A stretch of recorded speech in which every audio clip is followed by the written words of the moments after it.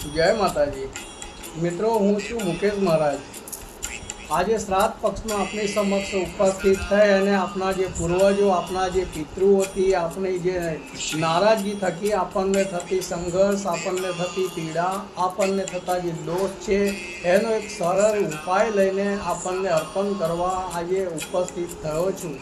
મિત્રો, પિતૃઓ જ્યારે આપણા જીવનમાં સંતુષ્ટ નથી હોતા અને પિતૃઓ આપણાથી નારાજગી વ્યક્ત કરતા હોય છે તો સીધો અસર આપણા જીવનકાળમાં આવે છે। એનું એક કારણ છે કે આપણા પિતૃઓ આપણાથી કંઈક અપેક્ષા તો અવશ્ય રાખે જ, કારણ કે આપણે એમના વંશજ છીએ।